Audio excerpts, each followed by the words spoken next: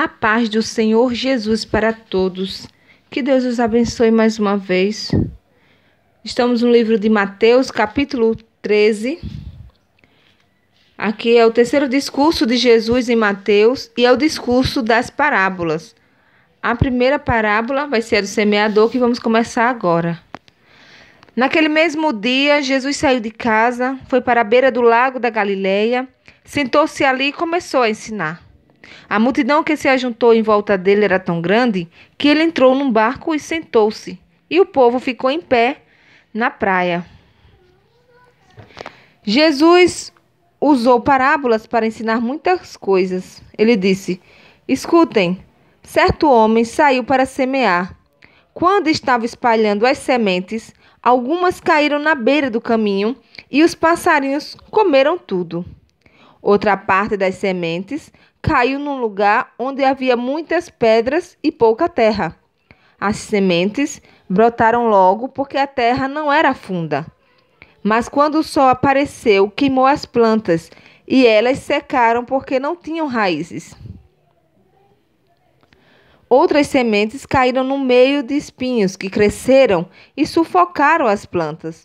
Mas as sementes que caíram em terra boa produziram na base de 100, de 60 e de 30 grãos por um." E Jesus terminou dizendo: "Se vocês têm ouvidos para ouvir, então ouçam." Então, os discípulos chegaram perto de Jesus e perguntaram: "Por que é que o Senhor usa parábolas para falar com essas pessoas?" E Jesus respondeu: "A vocês, Deus mostra os segredos do reino do céu, mas a elas não. Pois quem tem, receberá mais, para que tenha mais ainda. Mas quem não tem, até o pouco que tem lhe será tirado. É por isso que eu uso parábolas para falar com essas pessoas, porque elas olham e não enxergam, escutam e não ouvem nem entendem. E assim acontece com essas pessoas o que disse o profeta Isaías: vocês ouvirão, mas não entenderão. Olharão, mas não enxergarão nada. Pois a mente deste povo está fechada. Eles taparam os ouvidos e fecharam os olhos. Se eles não tivessem feito isso, seus olhos poderiam ver e os seus ouvidos poderiam ouvir. A sua mente poderia entender e eles voltariam para mim e eu os curaria", disse Deus. E Jesus continuou dizendo: "Mas vocês, como são felizes, pois os seus olhos veem e os seus ouvidos ouvem. Eu afirmo a vocês que isto é verdade. Muitos profetas e muitas outras pessoas do povo de Deus gostariam de ver o que vocês estão vendo, mas não puderam, e gostariam de ouvir o que vocês estão ouvindo, mas não ouviram." Jesus explica a parábola do semeador.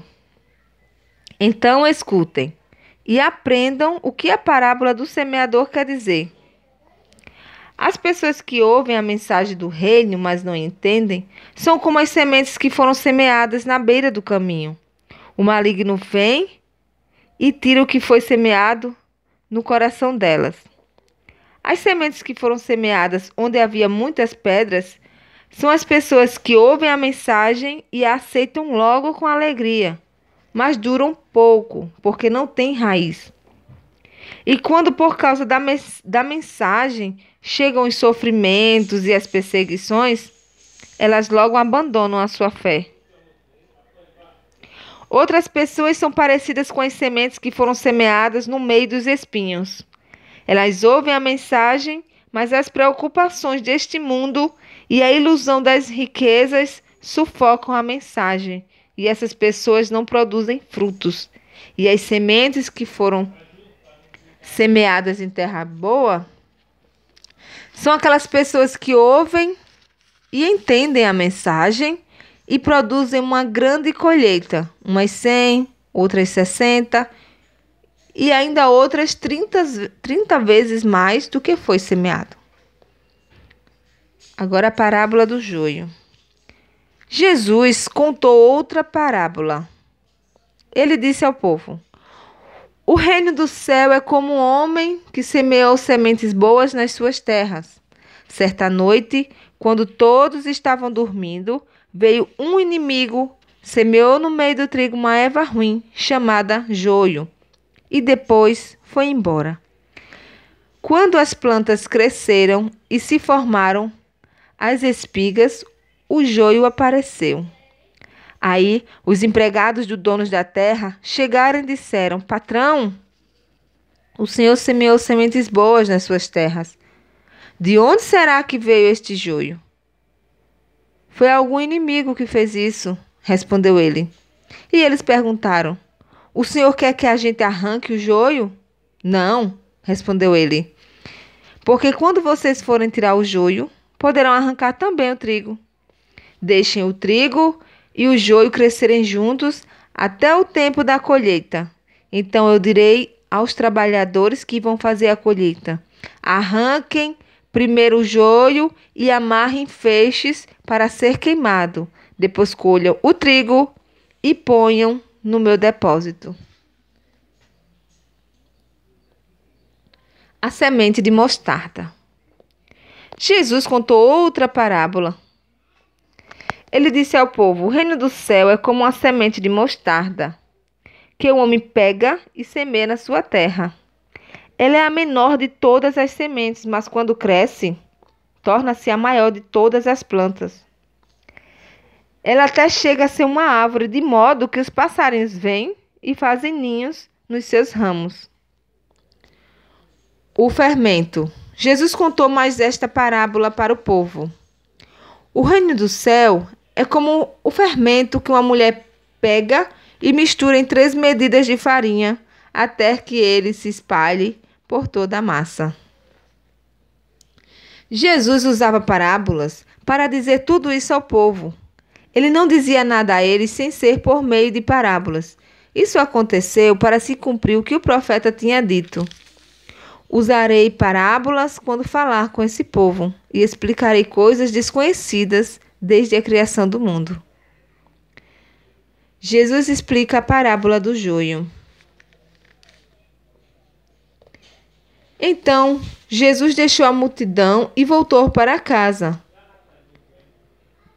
Os discípulos chegaram perto dele e perguntaram: Conte para nós o que quer dizer a parábola do joio.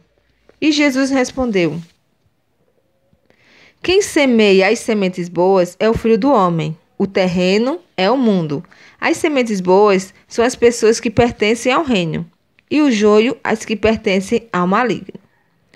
O inimigo que semeia o joio é o próprio diabo. A colheita é o fim dos tempos, e os que fazem a colheita são os anjos. Assim como o joio é ajuntado e jogado no fogo, assim também será no fim dos tempos.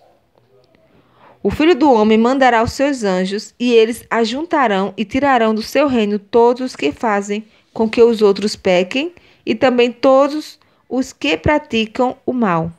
Depois, os anjos jogarão essas pessoas na fornalha de fogo, onde vão chorar e ranger os dentes de desespero. Então o povo de Deus brilhará como o sol no reino do seu Pai. Se vocês têm ouvidos para ouvir, então ouçam. O tesouro escondido. O reino do céu é como um tesouro escondido num campo, que certo homem acha e esconde de novo.